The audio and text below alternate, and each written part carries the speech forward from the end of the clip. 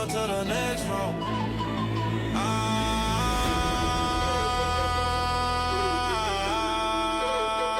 Yeah. Welcome to the next room. From the field on my way to the next room. Welcome to the next room.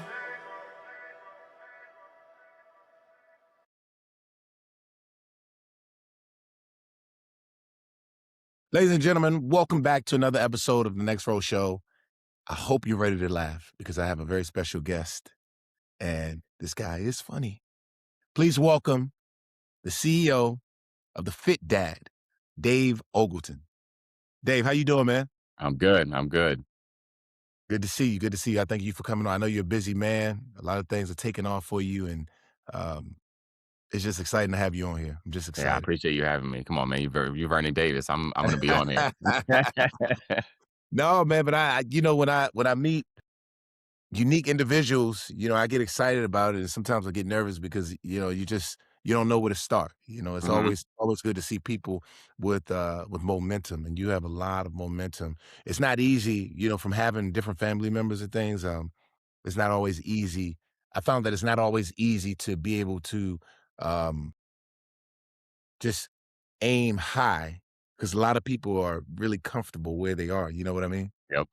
Yeah. I try. I mean, I feel like that's a big thing with especially like me and my wife too. Like we unintentionally aim high for things sometimes, and sometimes we hit them, sometimes we don't. And this content creating business that we started, it just so happens to be one of those things that's working for us. So want to keep it going. You did so Dave, you did what most kids try to do. Most kids try to avoid what you've been doing your entire childhood, listening to dad jokes. Like, where did this come from? How did it start? Man, so it started around like COVID time, and I just felt like honestly people needed something to laugh about, and people needed something to get their spirits up. And when I started doing the dad jokes, I did it in a way that it wasn't just joke punchline; it was joke punchline, and my own like unique way. And it just started picking up, and people loved it, and I kept doing it and rolling with it, and it helped me to kind of have a piece of content that I think was simple and easy to put out on a daily basis because I was doing 2 to 3 jokes a day or 2 to 3 videos a day on there and on like TikTok and Instagram. And so, yeah, so I just, I enjoy doing it. It made me laugh. It made other people's eyes roll. And, that's the art of it. You know what I mean? You wasn't worried, you wasn't concerned about your kids being embarrassed? No, I mean, they were. My oldest, it was funny because like my oldest was going through like her early teenage years when some of that social media popularity started to pop off for me. And there were some moments where she was like, oh, the kids are like saying stuff to me in school. And then very shortly after that, she kind of was just like, I don't care. You know what I mean? So it was all right after a little while. That's amazing. Do you ever what's the fear of like running out of dad jokes? Like, what's the secret ingredient to it?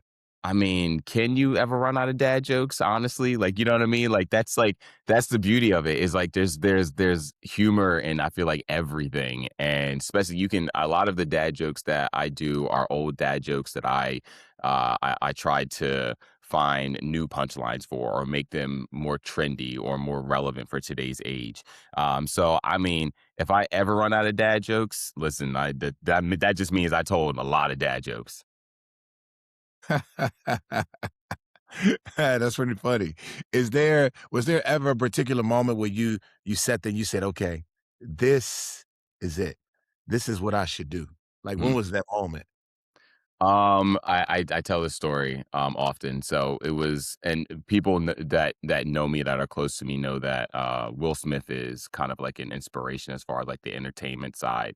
And when I did a dad joke and posted it online, Will took that video and posted it on his page, and then he also shared it to his Instagram story. And all of a sudden, I'm getting all these texts like, "Yo, Will Smith just shared one of your videos," and I was like, "What?"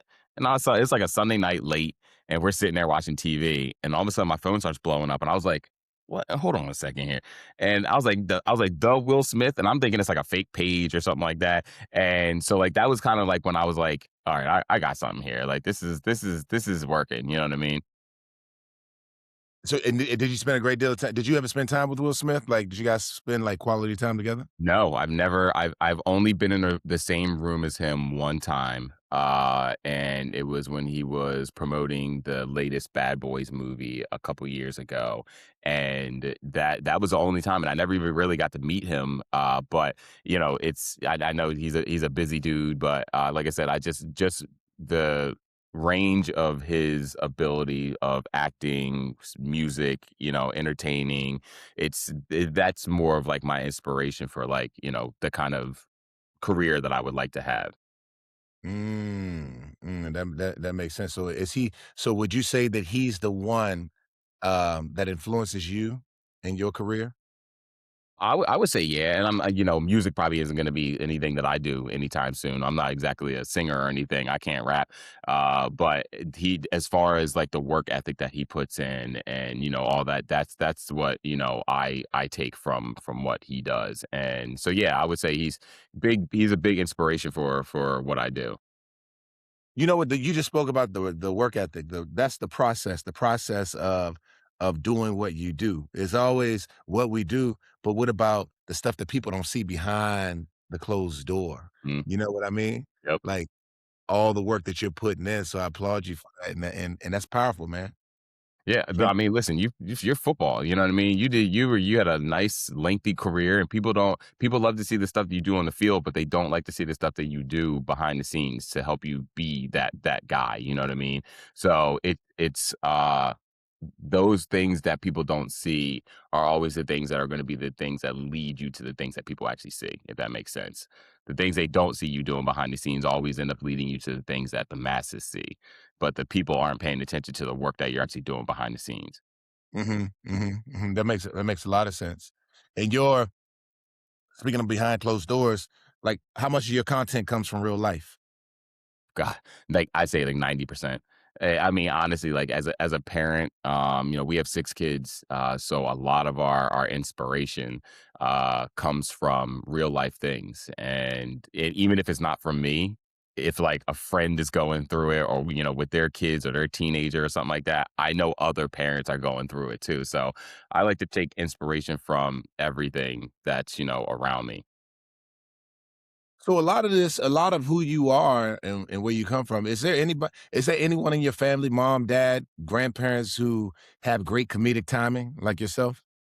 No, I mean, just growing up, I had 3 other brothers, and we always were just like we were always on each other, you know what I mean? Like, we were always making fun of each other, we were always throwing jokes, but just even in my immediate family now, we do the same thing, and, like, my oldest son is starting to become like that comedic, version, like, I always thought that I was funny when I was younger, but no one got my jokes because they weren't funny. My son, on the other hand, tells these jokes in like such a way that like it's just like it gets on my nerves that he's funnier than me at such a young age. So like a lot of it just comes from me and my brothers messing around all the time, and then just like my immediate family, and then we just have a good circle of people around us that always keeps us laughing too.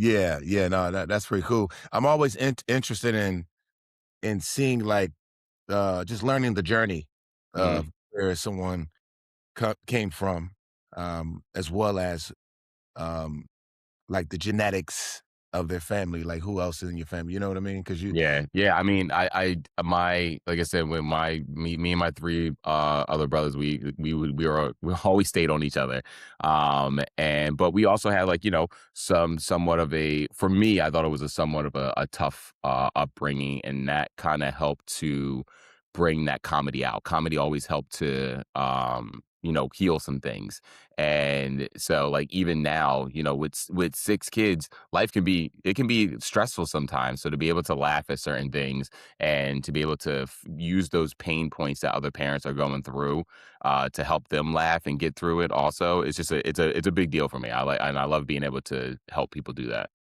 yeah, no, that's pretty cool. And speaking of your kids, which one of your kids are most likely to tell you, "Dad, stop"? Oh, I mean, all of them. But honestly, no, my oldest. She's about to turn 18, and for the last few years, she's kind of been like, "Oh, come on, stop! Like, no, this is not." You know what I mean? Like, it's like one of those things. So yeah, probably my oldest. That's where we're going. Dave, you have 6 kids. Wow, that's amazing. Are you planning to create any more kids? No, absolutely not. I made sure I took care of that. I it's no, definitely not. Yeah, what made you have 6 kids? Did you always want 6 kids or it just happened? I mean, it just happened, but I've always wanted a big family, so it was intentional and not intentional at the same time. Mhm, mhm. No, I get it, I get it. Is it everything that you imagined? I would say not as crazy as I imagine, but you know, when you have 6 kids, it's gonna be crazy, you know. Anyway, you know what I mean? Yeah. No, I get it because I come from a family of 7. Okay, I have siblings, and I understand and I know, just, like, what goes into that. Like, grandmother used to have piles for us on the couch, like, "This is my section whenever she washed clothes. This is my brother's section." You know what I mean? So we had that's different our sections. couch. I'm not even kidding. Right before we left to come to New York, the couch literally looked exactly like that. Like You see? Yeah, you see what I'm saying? exactly like that. What's what's one parenting lesson you've learned that nobody warned you about? You can try to parent all of your kids the same, but all of them are different, and you kind of have to parent them like individually. You can have the same principles across the board, but all your kids are going to respond to your parenting in a different way. And I think that's the one thing that people that there's so many books and parenting advice out there that people try and like take and they try to envelop their kids into one thing. You can have that all that advice, but your kids are going to take it all completely different. Mhm, mhm. That makes sense because they're different and they see things. They have different perspectives, Mhm. things of that nature. So I definitely understand that. Is there a difference between dad funny and being genuinely funny? But yeah, dad funny is just corny. Like dad funny is like it's that that eye roll, that groan. Being funny, like stand-up comedy, like you're laughing. Like you should be on the floor laughing. With this, it's almost like, oh, I can't believe I fell for that punchline. Like it's one of those things. Your book, So Dad is Good. Mhm. What inspired you to turn your viral humor into a book? So a lot of my followers on social media, like I mean, it was probably a year after I started doing dad jokes, were like, you got to turn these into a book. Like you got to make a dad joke book. And so I was working with Penguin Random House on something else totally unrelated to my book, and we had a really good relationship that we built, and I was like, you know what, let me shoot my shot. And I reached out to them, and they were like, yeah, they were like, hell yeah, let's do this. And I was like, okay, cool. So 2 years in the making, and so dad is good is here. Yeah, how you feel about it? You any insight? What do I you think? mean, it's a lot harder to write a book than I thought it was gonna be, and this isn't even like a memoir or anything. I don't know how people write, like, novels. It's crazy, and this was, like, a very simple, easy, dad joke book, but it's a lot of that goes into it, so it's a fun process, but it's a lot of work. Do you recommend anyone out there who's listening who wants to write a book? Do you recommend them writing a book or what are your thoughts? Absolutely. I feel like everybody has a book. I heard a saying before, everybody has a book in them. And I honestly do believe that like anybody could write a book. Everybody not gonna say an expert on something, but everybody is an expert on their life and their experiences. And someone's experiences can be written into a book at any point, I feel like, and it could help somebody else. Okay. Okay. And experiences, any experience. So what about do you feel like the book that you wrote, you feel like that can help someone or what does it do for the audience reading someone who's reading your book? What does it do? I honestly think I just think it makes people laugh. Like I want people to feel good. I want people to see it sitting on their desk and they just pick it up and they start, laughing. They can flip to a page and they find a joke that makes them laugh. I know a lot of teachers who, start their day, they start their class with a book with a joke. that I've told before, or a meeting that someone's having, and to break the ice, they'll tell a joke that I've done online. So to be able to have that book and have people just stop thinking about all the stuff that's happening in the world for like a second, that's kind of like my contribution. Mhm, mhm, mhm. That's awesome. And before you created the book, did you have to pass it around? Did it circulate throughout your family? Did your wife, your kids get a chance to look at it? Did they turn anything, shut The anything down? some a little bit. They got to see some, and but it's funny though, because a lot of my kids were like going through this thing where they were telling me jokes. They would come to me. It was like 2 weeks straight that they would come to me, and they would be telling me dad jokes. And I'm not gonna say one of them made it into the book, but you'll have to get the book to find out. You know what I mean? So it's so yeah, but they did some. They definitely got to experience some of the jokes that were in the book, as I was in the writing process. Mhm, mhm. And was it all good feedback, or was it how was that for you? Oh, well, it was exactly what I thought it would be. It was when I'm telling the jokes to the younger ones, they're like, "Huh?" When I'm telling the jokes to the older ones, they're like, "Oh, come on."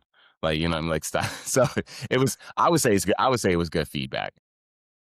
Yeah, no, that's good. Shit, I remember my daughter. So my daughter's 14 years old, and she would always, whenever I said joke, I would tell jokes. Like, when the kids together, you're always joking around, just trying to, just humor, just being Mhm. humor. My daughter would always say, "That's not funny. That's a dad joke. You're getting old, dad." I feel upset about that. I would feel bad about that. I'm like, I'm getting old.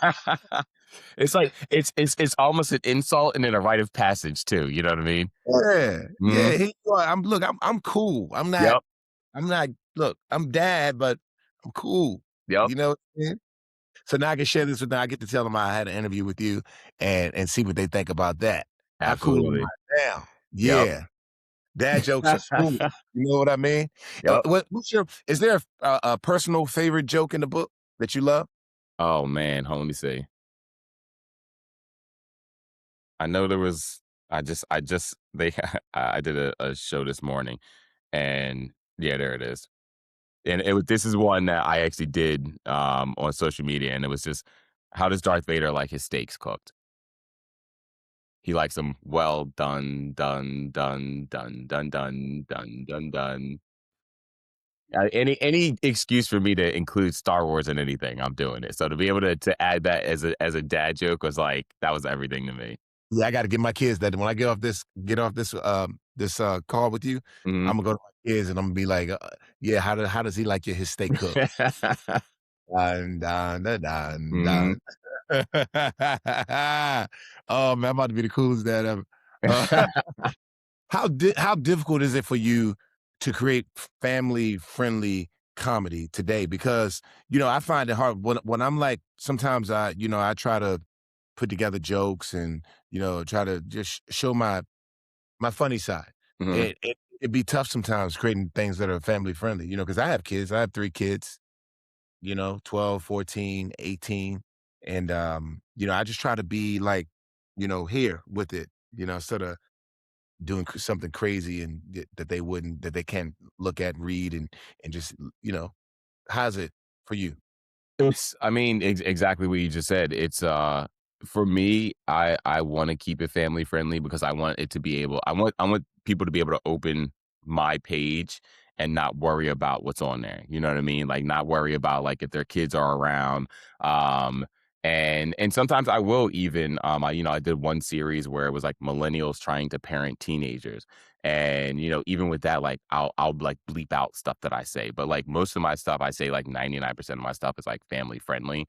And it's really for me, it's not. I don't think it's that hard to keep it family friendly. Honestly, it's just your preference on how you want to make content. So I choose to do that so I can have more of my audience be able to view my stuff. You know what I mean? Yeah, and why do you think family friendly comedy resonates so well online? Why do people love it? I think because you can honestly just open up your phone and not have to worry about like who's around, not have to worry about like, oh, is he gonna say something crazy like off the wall? And so, like I said, even with some of the stuff that is maybe a little bit like off color, it's still within that family friendly range. So I just find it easier for me to make, content. I started that way, and it's just gradually has grown to be that. And if I ever were to go and make content that wasn't, I would probably end up starting a new page just so that people would know, like, it's going to be on that page. You don't have to worry about it being on here. Mhm, mhm. No, I get it. I definitely understand that. And what you've been able to build this world. I mean, you definitely have to. I don't know if you sometimes you sit back and think about what you've been able to do, the community, the audience that you've been able to build. Does anything surprise you about that? That's funny. We were just talking. Me and my wife were just talking about that when we were taking a walk. It's just wild that the support of almost a community of dads that has formed around what I've created, and then all parents in general. It started off with like, oh, this is like fit dad. People can relate to what I'm saying, and I would get messages from other dads that were just like, I'm just so glad that, like, I feel like we're being recognized, in what we're doing. But then it's like, all parents are enveloped in what my content is about. So just being able to have that support from my following, and then to give that back to them, it's everything to me. Mhm, mhm. No, that's amazing, man. How you've been able to do that. It's not easy. It's not easy at all. So for you, and you said you found this everything that you've been able to put together. You found it during COVID, correct? Yeah. And speaking of COVID, a lot of people don't understand how as bad as it was also good because like a lot of people were able to find themselves. I know I did. There were certain things that I was doing that I discovered that I could write music and rap. Okay. I found that during COVID. You know what I Yeah, mean? that's it. I feel like a lot of people, because we were all stuck inside trying to figure out, like, what's the next thing? Like, what do we do from here? And I know I was at a point in my life during all of it where I was like, okay, my former business is done. Like, where do I go from here? So to be able to use the creativity that I had and build this content creating business, and then parlay that into a book, and all these other projects that I'm working on. It's like everything to me. So like, while yeah, it was definitely a tough time, there were some things that came out of it that people were able to make positives too. Mhm. Mhm. No, absolutely. And how's it to you? How important is it um to laugh during difficult times?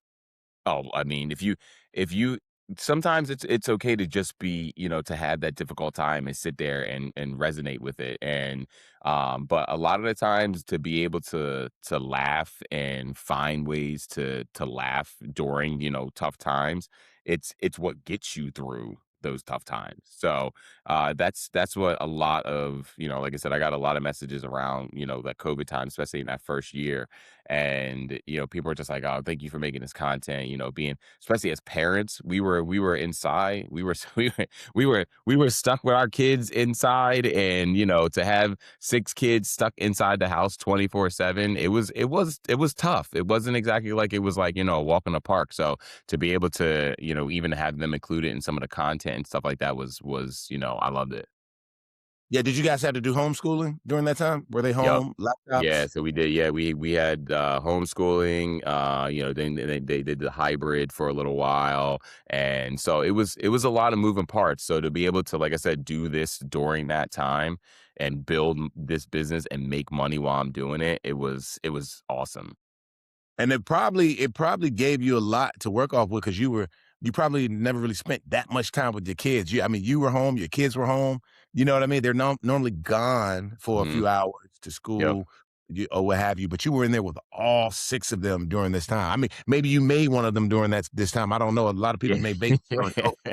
You know? Yeah, one of them was a COVID baby, 100%. Yep. Exactly. So that's where that sixth one came from. And yeah, so it was a lot. Yeah, we all were just together for a while, and like, you can probably relate. We were all together for, like, the first like 3 months. We were like, oh, let's do like some fun stuff together, but then it was like, okay, this 3 months is starting to get stretched out a little bit long. You know what I mean? So I was like, let's figure out something else to do. And then, but it started getting tough. And then, It's like it was tough on the kids, it was tough on the parents, and so just to be able to give like people something to laugh about was my main goal. Wow, wow, that's awesome. That's amazing, man. Do you find that has social media changed what people find funny? 100%, because well, it's changed what people find. I don't think it's so much changed what people find funny. I think it's made people have to like have people focus for more than like 10 seconds on something, you know what I mean? And a lot of like the short form content is like 15 to 30 seconds long. So, it's it's a different kind of funny. It's a different format of funny, I think is what it is. Yeah, yeah, different kind of funny. I think it really um gave people an opportunity to be able to create something out of themselves. You know what I mean? Because usually you have to go to school, you have to do this, and you go you go to Chicago to go to what is it, Second City that they have over there, Yep. and now you can just come up with a wonderful idea and just hit it, kinda like what you did, during COVID. You found something, you found the lane, and you went after it, you attacked it, and you made it into this thing that people find interesting. Now they follow you. You've got this huge following that loves what you do.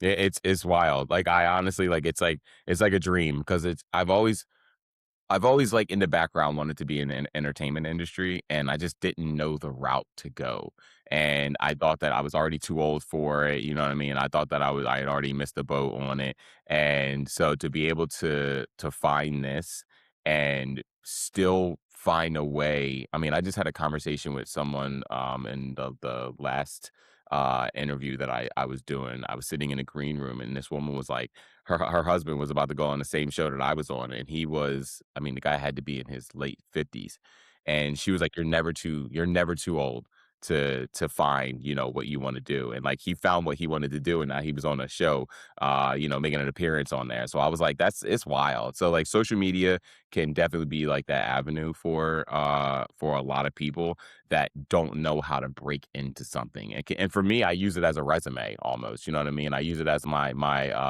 resume or my audition to other things. That's beautiful, man. I love what you've been able to do.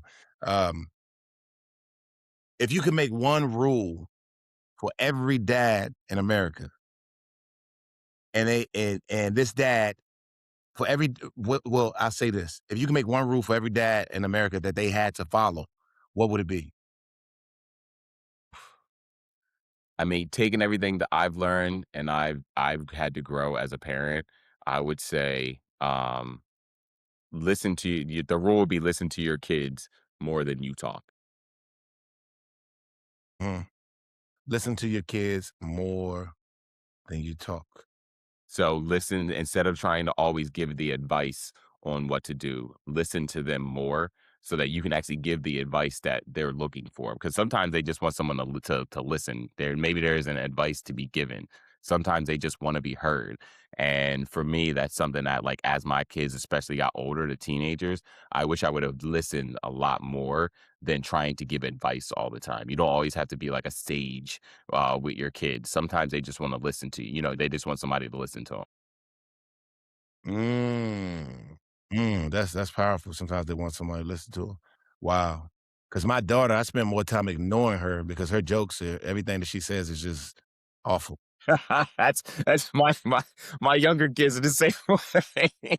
My head down, man. I be like, I just ignore. I just be doing shit. Daddy, Dad. She called me like 10 times. Like, yes, yes, yes. God, Mhm. Dad, what she want? It's just my 5-year-old and my 7-year-old. They think that the stuff that even I'll even throw my 9-year-old in there. The three of them think that their jokes and everything they do is like hilarious, and I'm like, yeah, yeah, yeah, okay, all right.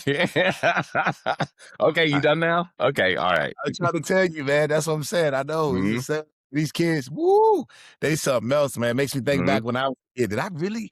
Was I really like this? Oh man, my heart goes out to my grandparents and my mom and my dad, man. That's I did I'm sorry.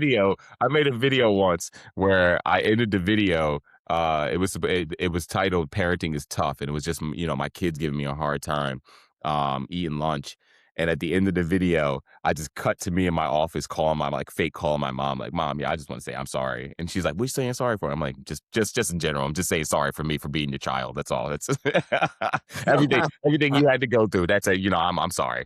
I'm sorry. I get it now. I I get it understand. now. I get it now. I wouldn't want to talk to me neither. That's cool. Yep. Thank you. 6 kids later, I understand. No, that's funny. That's funny. Look, man, this has been amazing. I know we're winding down to the end. I know you got a lot of things you got to do, with the empire that you've been able to build. But I wanna talk real quick about the Knicks. The Knicks just won. They beat the 76ers. What do you think about that? Oh, I think about well, listen, as a Sixers fan, and I've been pretty vocal about it. I'm happy for a lot of the Knicks fans because I know what that feels like to go through a drought of championships being in Philadelphia. The last time the Sixers were in the championship was in 2001 with Allen Iverson.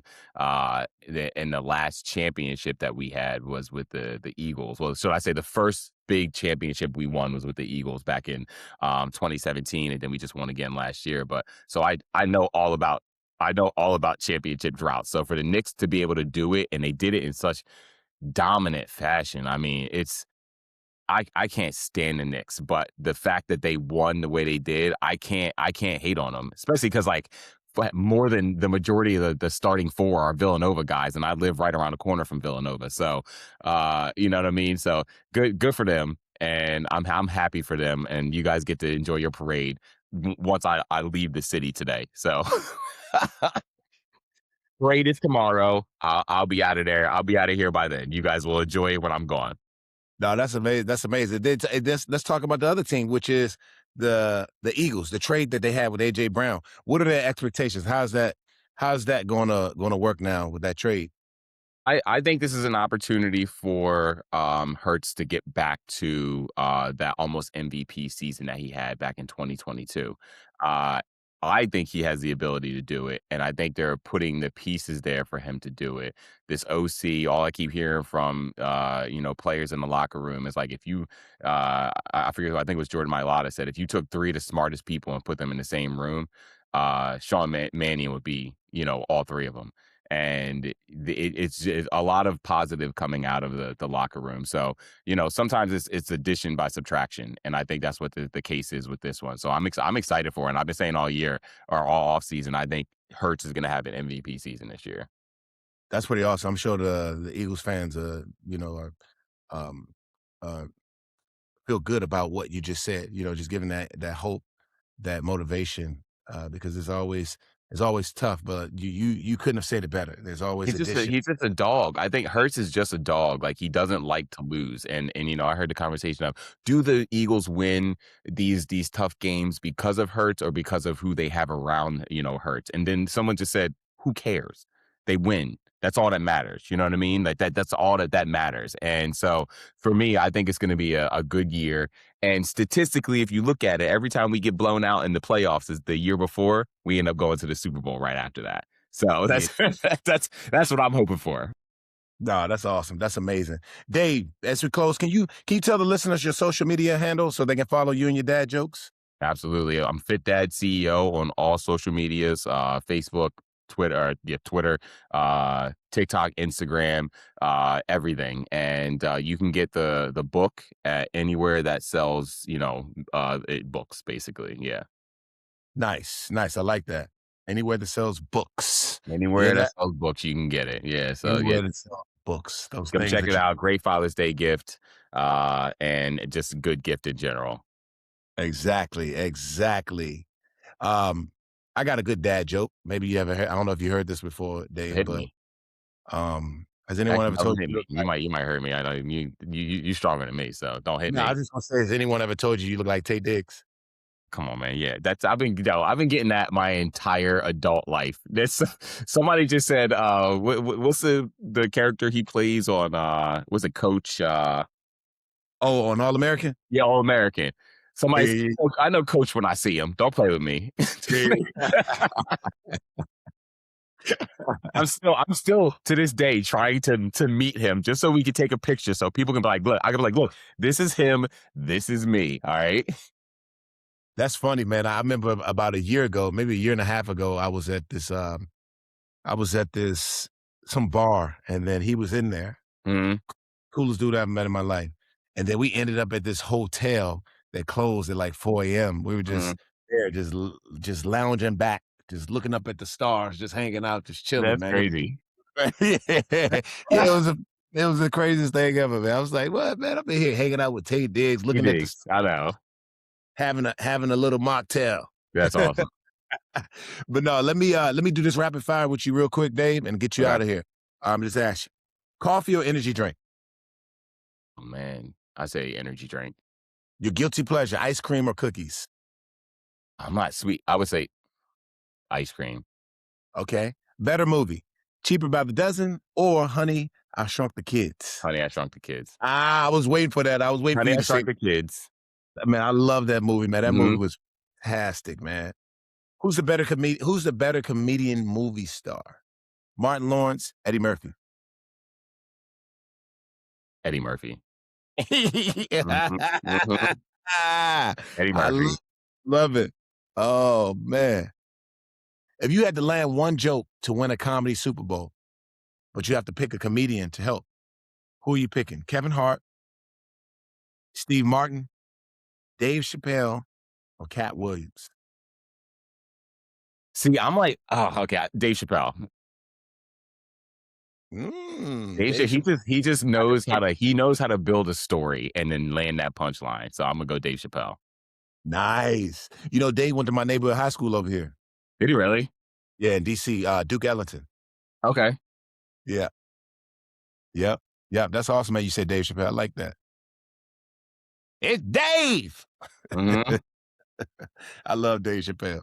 Nah, man, I appreciate you, man. This was awesome. I had a lot of fun with you. I'm sure a lot of people are gonna be able to get a lot out of this, and you probably gain some more followers. Because I do have the #1 podcast in America. The Okay. number one. It's whether you believe it or not. Well, my cat believes it. That's all that's important.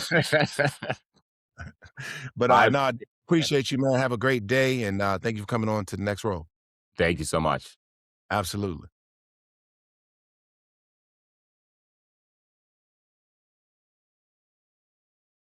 Hey, Deshaun, he could just turn it off, right? Welcome to the next row.